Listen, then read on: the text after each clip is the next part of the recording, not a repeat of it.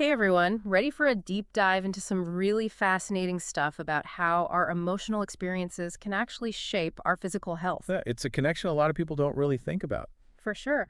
We're diving into a text file today called Tu cuerpo nunca olvida las emociones.txt. which I'm guessing translates to. It does. It means your body never forgets emotions. Yeah. And it explores this link between past emotional experiences, especially trauma. Trauma. Yep. And how it might be influencing our adult physical health. So, like, even if we think we're over something. Exactly. Even stuff from childhood or adolescence can have this ripple effect across our lifespan. Okay, so we're not just talking about, like, major accidents or anything like that. Right. This source actually argues that things that might seem kind of normal to some people can be seriously traumatic for a developing child. Like, what kinds of things? Well, they talk about things like growing up with a super strict parent, or dealing with a caregiver who is struggling with depression, Oh, wow. Yeah, that makes sense. or even just witnessing constant conflict between your parents. Huh. So it's not even just about what happens directly to you. It's the whole environment, right? Yeah. And get this, it goes beyond the immediate family, too. Really? Yeah, the Well- source talks about how witnessing toxic relationships between other family members can impact a child's health, too. Wow, so like aunts and uncles even. Exactly. It really highlights just how much family dynamics play a role. So we're all shaped by this web of relationships, whether we realize it or not. It's kind of mind-blowing, right? Yeah. Okay, so let's unpack this whole idea of the body as a record keeper. Okay, I'm intrigued. So the source is saying that these traumatic experiences, especially during those key developmental years, they actually leave a lasting imprint on our physiology. Like a physical memory. Exactly. It's like our bodies are holding on to these emotional memories, and they can show up in all sorts of ways later on. That's pretty wild. So are we talking about like muscle memory or something? Well, it's not quite that simple. It's Right. more about how our nervous system, our hormones, our whole internal landscape is affected by these experiences. So it's like our bodies are trying to tell us a story. I like that. It encourages us to view people holistically, recognizing that physical symptoms often have deep-rooted connections to our emotional experiences. That makes a lot of sense. So it's not just about treating a headache or an upset stomach. It's about looking deeper. Exactly. It's about trying to understand what the body is trying to communicate. So how does this actually work? Like, what's the mechanism? Well, the source points to cortisol, that infamous stress hormone. Ah, cortisol, the fight or flight hormone. Right. Everyone knows about the fight or flight response. But here's the thing. Prolonged exposure to traumatic situations keeps the body in that heightened state for way too long. So it's like you're always on edge. Exactly. And that can lead to some pretty serious metabolic shifts. I can see how that would be a problem. Imagine being a child living in a stressful or unsafe environment. Your body never really gets to truly relax. Even in your sleep. Yeah. The source uses this analogy of the knife under the pillow syndrome. Knife under the pillow. Yeah. It describes how kids in those situations, they don't get true rest because their bodies are constantly on high alert. Wow, that's a powerful image. Right. It's not just about a restless night here and there. It's a fundamental shift in how the body handles stress. And they can have consequences down the line. Absolutely. The source connects this chronic state of heightened stress to things like digestive issues. Oh, really? Yeah, Yeah. especially constipation. Huh. I wouldn't have thought of that connection. Makes sense, though. When you're constantly on edge, your digestive system can get all out of whack. No, it's like everything's connected. It is.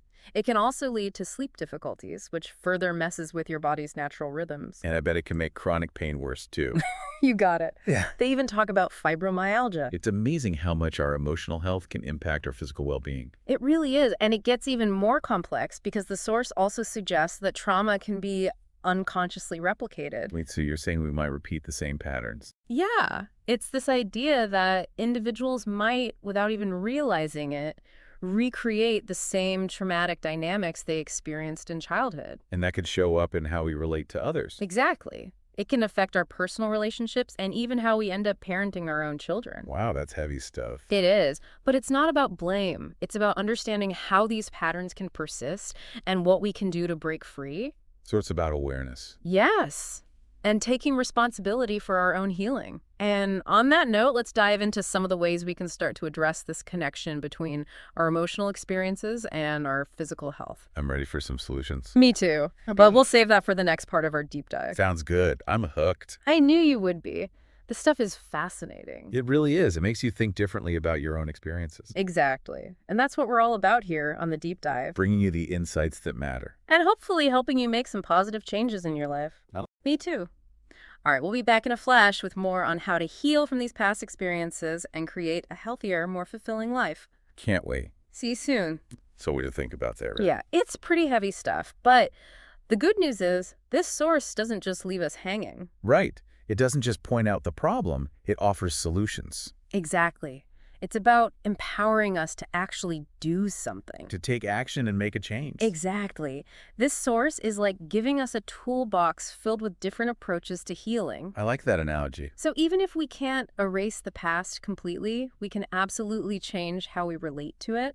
It's about shifting our perspective. And that shift can make a huge difference in how those experiences continue to affect us, you know? It's like we're taking back control. Exactly. Instead of just being passive victims, we can become active participants in our own healing. I like that word active. Yeah. It implies that we have a choice. And we do. Yeah. We can choose to engage in practices that support our emotional and physical well-being. And there are so many different options out there. Absolutely.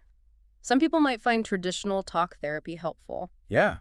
Therapy can be great. Others might connect more with movement-based practices like yoga. Yoga is amazing for stress relief. For sure. And some people might even explore things like EMDR. EMDR. It stands for eye movement desensitization and reprocessing. What is that? It uses eye movements to help process trauma. Oh, interesting. It's pretty cool, actually, but the point is finding what resonates with you personally. So there's no one right answer. Exactly. Yeah. The important thing is to be proactive and explore different approaches.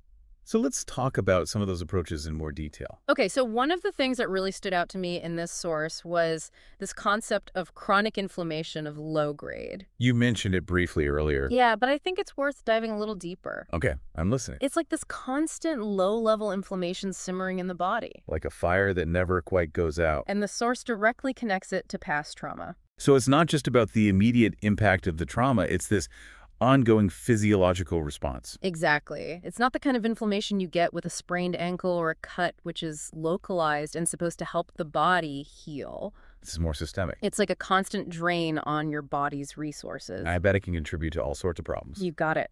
Yeah. The source links this chronic inflammation to a bunch of physical issues like digestive problems. Digestive issues again. Yeah, it keeps coming up, and chronic pain, too. Chronic pain is such a debilitating condition. It is, and the source even suggests a possible link to some really serious stuff like Parkinson's disease, Alzheimer's disease. Really? Yeah, and even schizophrenia. That's a pretty big claim. It is, but it highlights just how powerful this connection between our emotional and physical health really is. So what can we do about it? Right, that's the big question. How do we start to heal from these past traumas and break free from this cycle of chronic inflammation? The first step is awareness. Right. Absolutely. We have to start paying attention to what our bodies are trying to tell us. Like if you're experiencing persistent physical symptoms, it might be worth exploring whether there's an emotional component involved. Exactly. Instead of just masking the symptoms with medication, we need to address the root cause. It's like that saying, treat the cause, not the symptom. Exactly. So it's not just about identifying the physical symptoms, it's about recognizing the patterns in your life that might be contributing to this cycle of trauma. Patterns. Yeah, like are you constantly finding yourself in relationships that mirror past hurts? Or maybe engaging in self-sabotaging behaviors. Right. Those patterns can be clues that there's some unresolved emotional baggage that needs attention. So how do we start unpacking all of that? Well, the source offers a few suggestions, like therapy. Therapy is always a good option, It can be really helpful.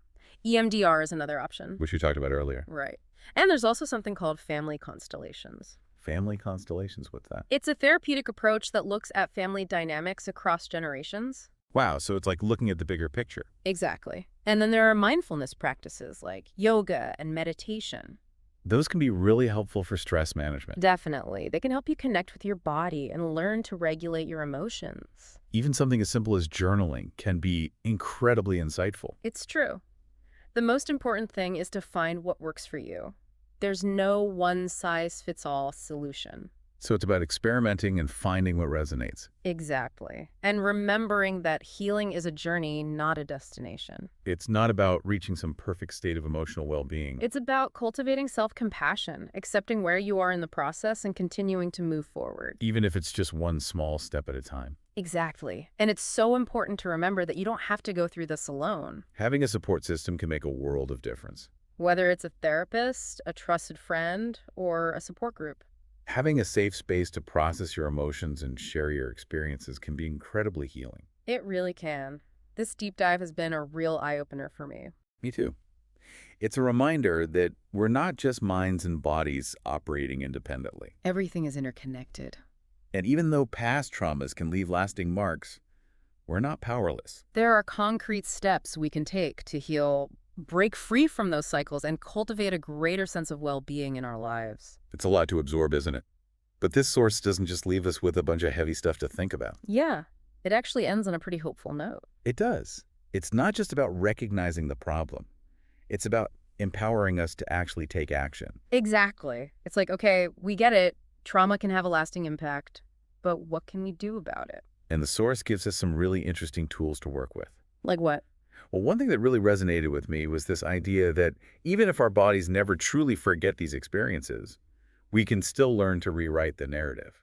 You know? Oh, I like that. So it's not about erasing the past, but changing how those experiences continue to shape us. Exactly. Right. It's like we're taking back control. So if our bodies are storing these memories, as the source suggests, could we intentionally create positive experiences to kind of counteract the negative ones? That's a fascinating question.